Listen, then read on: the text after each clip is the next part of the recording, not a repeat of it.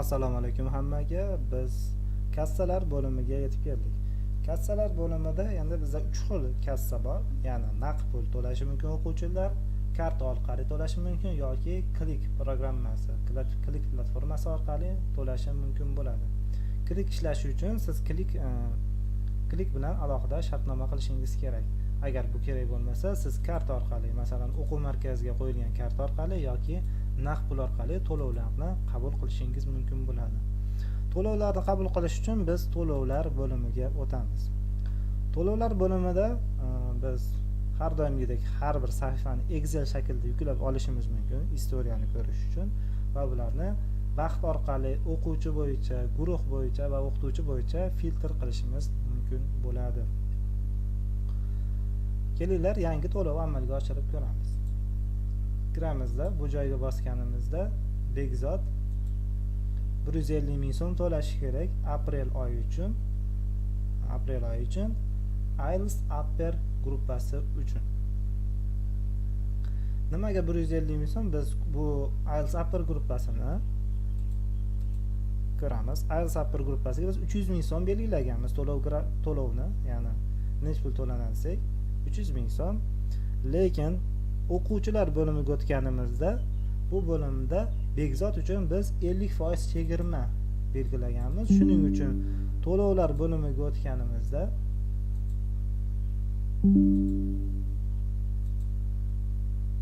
bu joyda Bekzod uchun aprel oyi uchun faqatgina 150 ming so'm. Ya'ni siz hisoblamaysiz, programma avtomatik ravishda buni 50% ni hisoblaydi.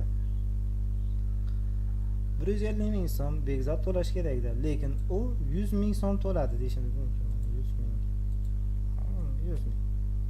100 ming so'm to'lash ham mumkin. Biz bu joyda kassani tanlab qo'yishimiz kerak bo'ladi. Ya'ni naqdmi, plastik bilan beryaptimi yoki plastikdan o'tkazib beryaptimi yoki Click programmasi orqali o'tkazganmi. Buni biz belgilaymiz. Naqd beryapti 100 ming so'm. Shu joyni o'zida yana chegirma qilib berishimiz mumkin 50 ming so'm. Lekin 50 ming so'm chegirma qilmaymiz. Hozircha shunday to'lovni amalga oshirib ko'ramiz. Bosdik. Ya'ni aprel oyi uchun Bekzoddan Azizani gruppasi, IELTS Upper guruhi uchun cash kassaga, ya'ni naqd kassamizga pul kelib tushdi. Bu joyda bir boshdan to'xtalib o'tadigan bo'lsak, aprel oyi uchun miqdor 100 ming so'm, chegirma yo'q, oshxona yotoqxona faqat ta'lim uchun. Ya'ni bu 13.26 dan, ya'ni shu kuni 13.26 da Bekzod to'lovni amalga oshirdi. Biz bu to'lovni amalga oshirgandan keyin videoni boshida ko'rgan bo'lsangiz, kassada 440 ming so'm pul bor edi.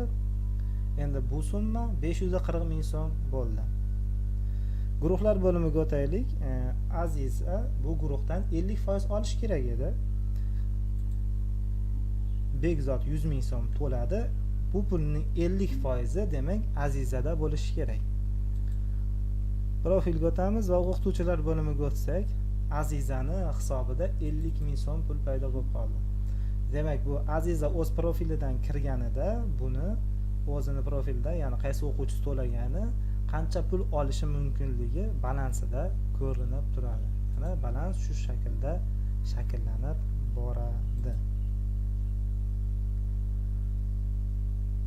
Kelinglar Excel yuklashni ham bir ko'raylik. Excelni bosamiz va bu bilan biz Excelga yuklab olamiz.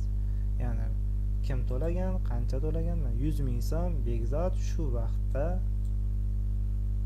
IELTS Upper gruppasi uchun naqd kassaga pul to'ladi. Hozircha shular. Keyingi darsda biz masalan Azizaga 50 ming so'm balansda pul bor edi, uni maosh shaklida chiqarishni ko'ramiz.